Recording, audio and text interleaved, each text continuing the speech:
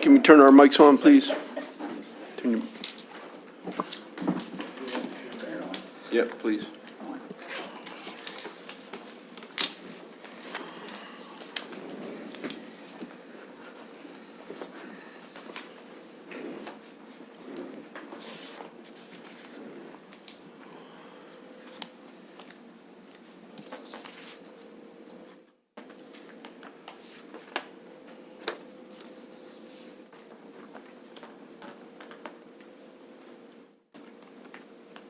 Good afternoon, everybody. It's 3 p.m. on June the 4th. I'd like to call the Kent County Police Accountability Board to order.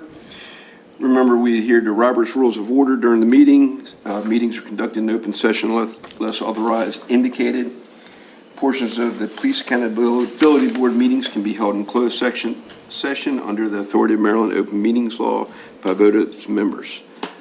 Meetings are subject to audio and video recordings. Has everybody received the last month's minutes? Yep. Can I get a motion to accept them? So moved. Second it? Second. All those in favor? Aye. Johnny, you good? Yes, I'm good. Okay. Motion passes. Old business. We'll start with old business. I'd like to introduce to the PAB our new legal counsel, Mr. Lawrence Scott. Thank you. Chief, I didn't have a chance to say hi to you. Nice to meet you. You as well, thank you. So I met with Frank and Pete last couple months and just talking about the Police Accountability Board, the ACC, the reason why it was created by the state legislature. The former county attorney up in Cecil and oversaw the creation of our board up there. We ran into probably on average about 75 to 100 complaints a year among our five law enforcement agencies we had up in Cecil County. We're a little bit bigger up there.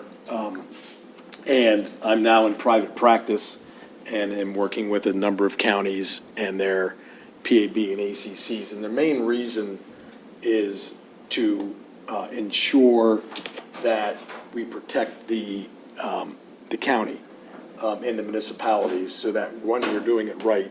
Two, we mitigate and minimize any potential liability from inadvertently doing things incorrectly, forgetting to dot our I's or cross our T's. And three, there's a lot of gray area in the law itself. The legislature, when they created it, did not, I'm going to use my words carefully, left a lot of room for interpretation.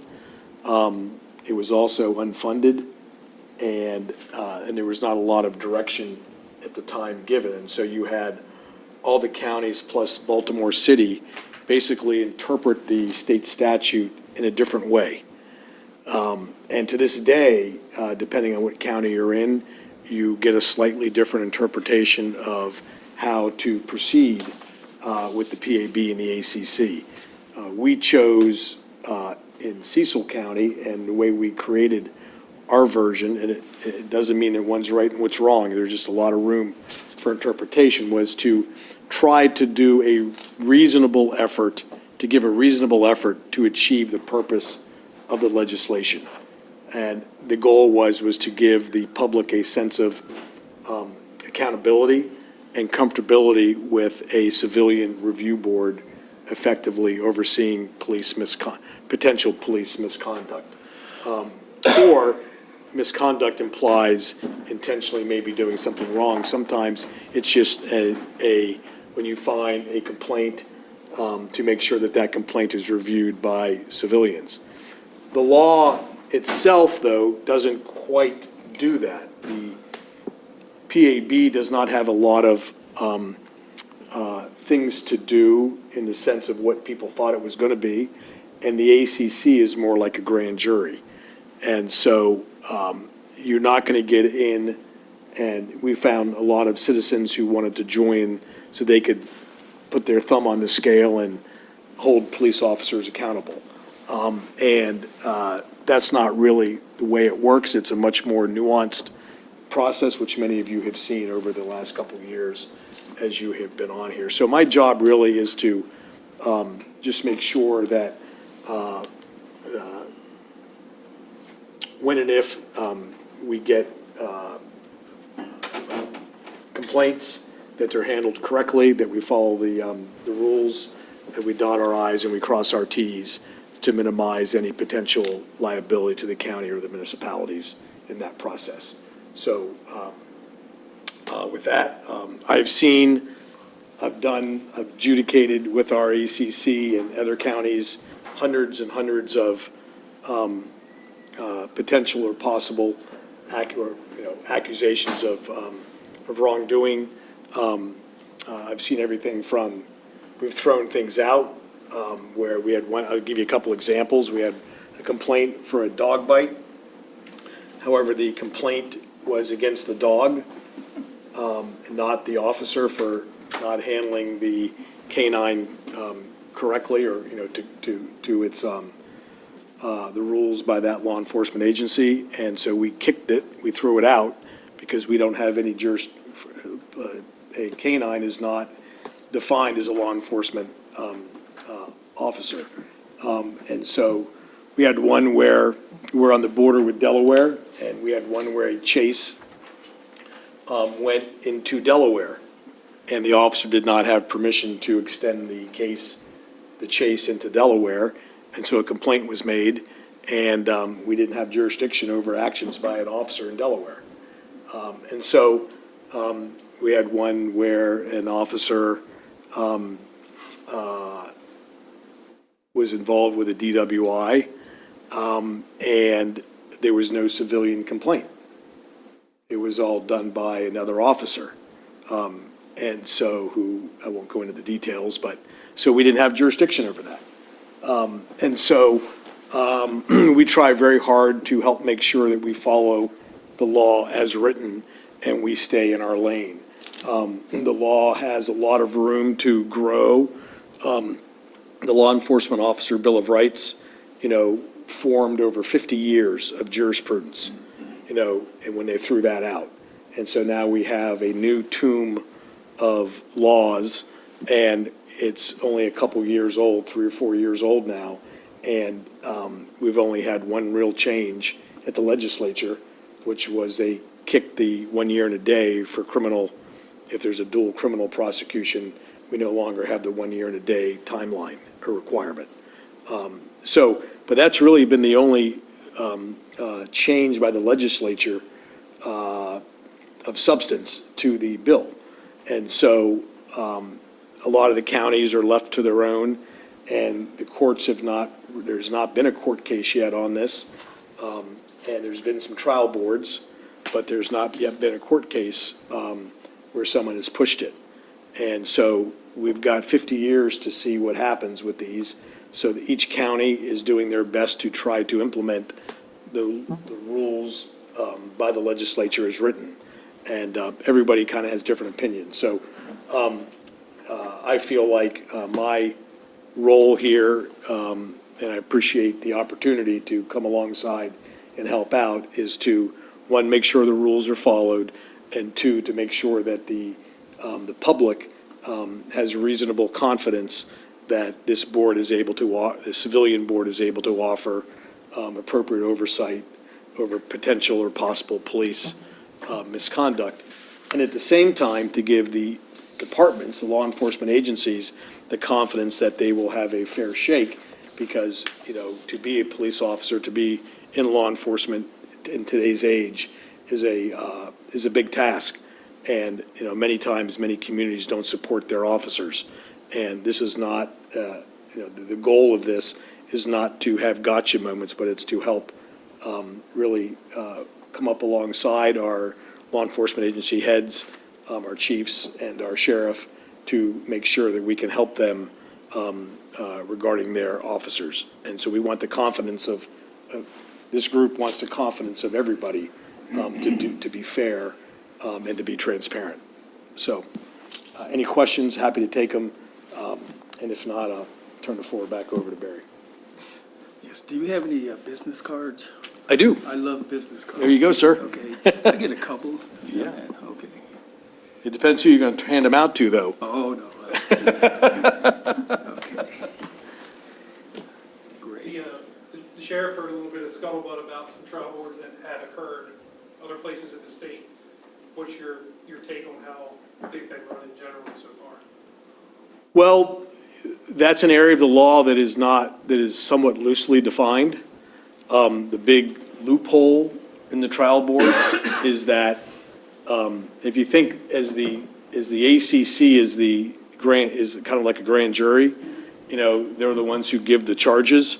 Once it gets turned over to a trial board, then you can start manipulating the system. And what we're finding, I want to be careful because it's different in every county, that defense attorneys are able to manipulate that process to get a better outcome, because in some situations, the law enforcement agency does not want to go down that path, and they can find a medium road where they can negotiate a penalty, they'll take it.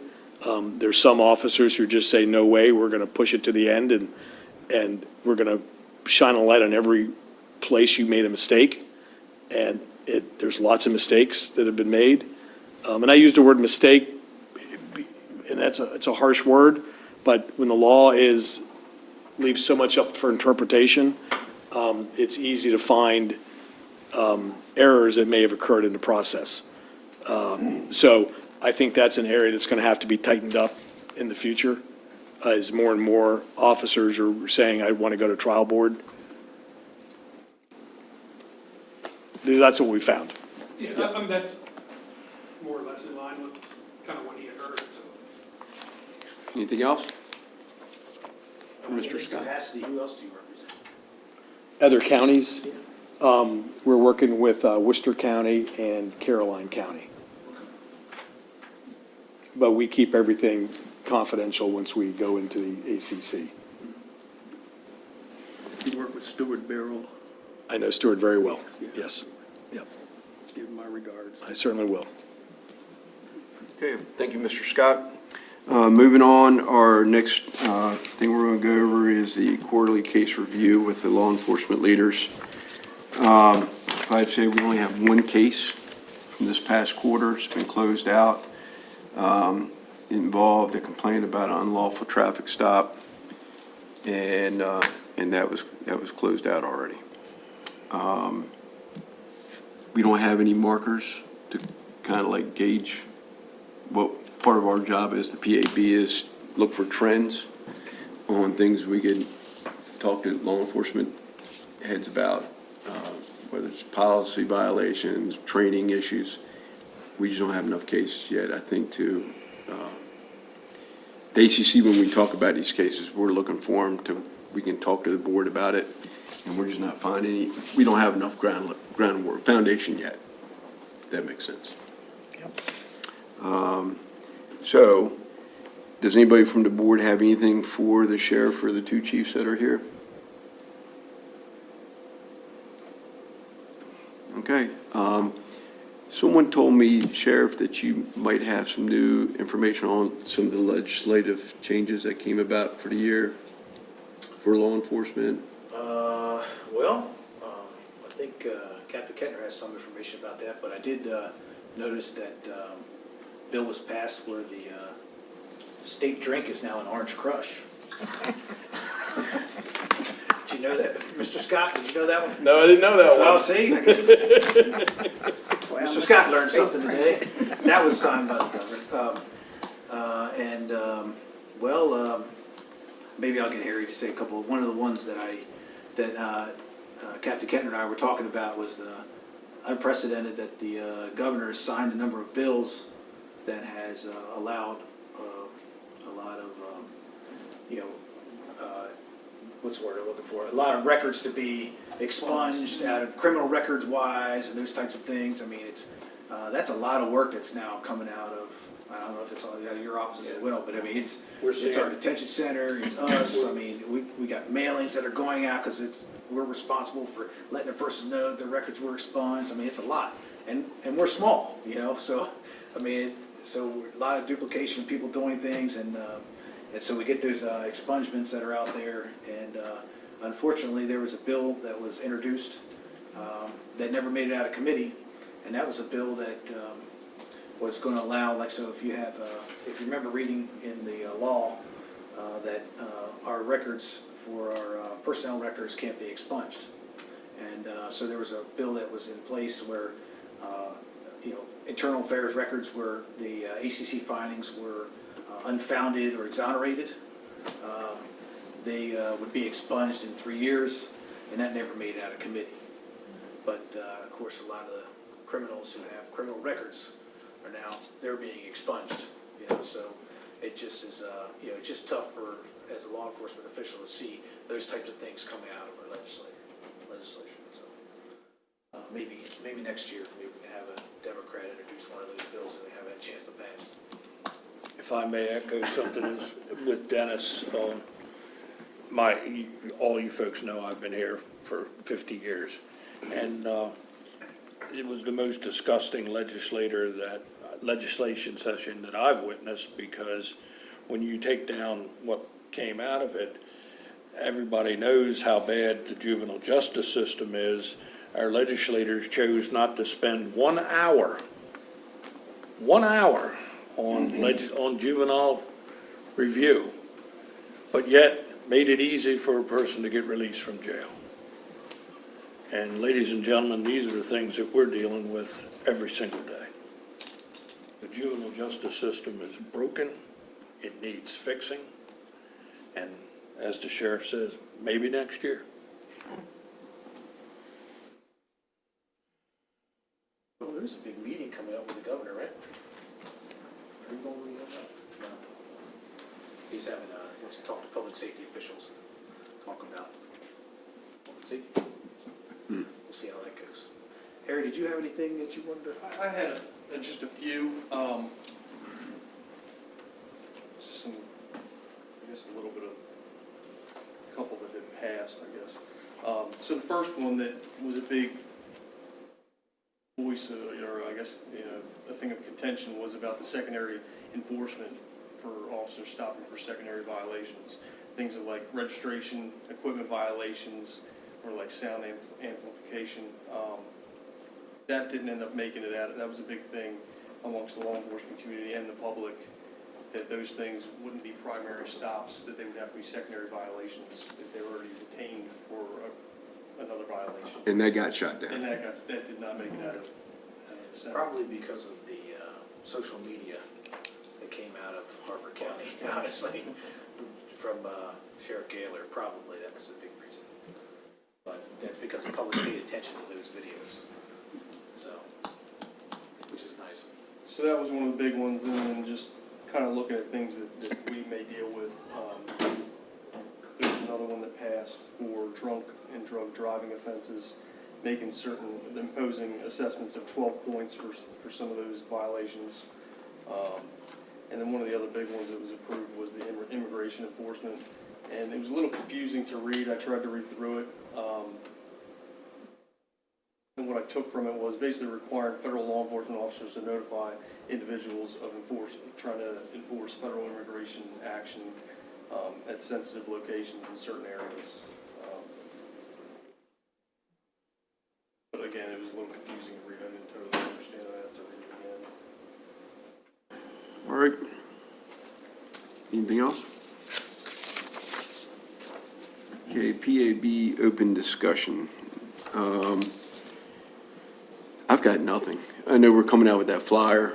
I think it's going off to print. Frank? It's in The- review. It's in review and edit phase before print. Turn it right side around. And then once we have it printed up, we'll bring it to the meeting. Anybody have anything else for PAB open discussion? Yes, I have a few things. I'll try to make it brief. As you know, crime is going up as the summer weather gets hotter. And I'm with the Police Municipal Academy across the bridge, and I'm with the training program with the Police Academy. So I usually I teach an evidence course in the summer, and so I have a lot of police officers in my course, along with other college, university students. And I know one thing, the expungement is a big issue. I know the state's attorney I've been in contact with the state's attorney across the bridge. They're going to have a big expungement session, for the area. And I was kind of surprised. Usually it's the defense bar that usually do the expungement, but the state's attorney's office is going to have an expungement session open to the community. And then immigration has been a big issue. It's been, as you know, I know a lot of the legislators who have been involved. Chris Van Hollen, I know him well. I know Glenn Ivey, who went to El Salvador. The immigration issue is an issue, and whether or not the Police Accountability Board, can they receive complaints from immigrants? I know ICE has received quite a few complaints, but that's another issue that we're just trying to iron out. And the only other thing is, I have an HOA meeting that's coming up this Saturday. It's our annual meeting, and I'll use that session also. A lot of the community in Coventry Farms are interested in the police. We have a lot of police that live in our community, some with Secret Service, some with FBI. And so we have, a very good pro-police community.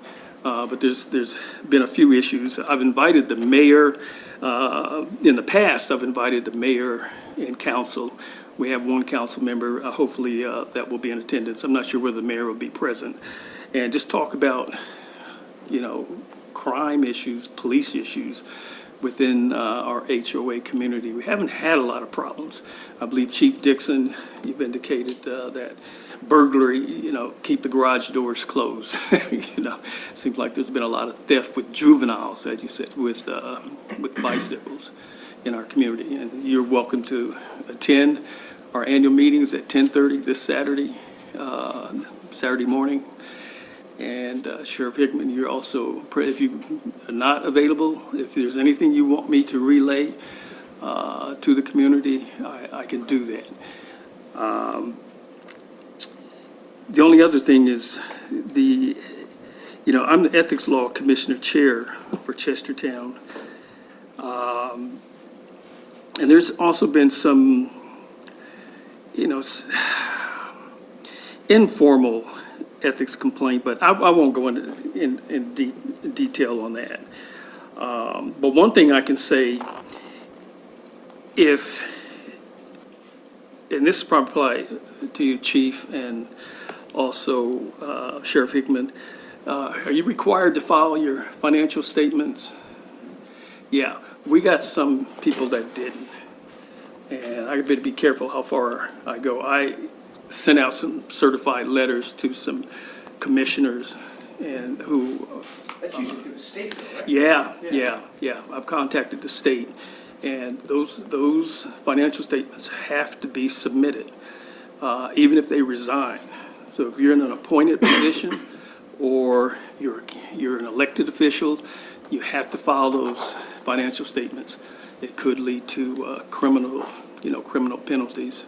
But I've been in touch with the State Ethics Commission, and hopefully we're trying to resolve this so it won't escalate for these appointed officials and commissioners. So that's pretty much all that I have. Okay. And then I may not be here for July and June. I have to travel back west.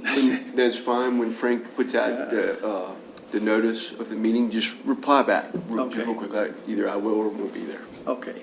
And so that way we'll have a better understanding. All right, moving on, public comments. Do you have any comments from the public? I don't hear anything. Any announcements to be made? There are none. Our next meeting will be July 2nd, 2025 at 3 PM. Can I get a motion to adjourn? Motion to adjourn. Second? Second. All those in favor? Aye. Meeting's adjourned at 3:23.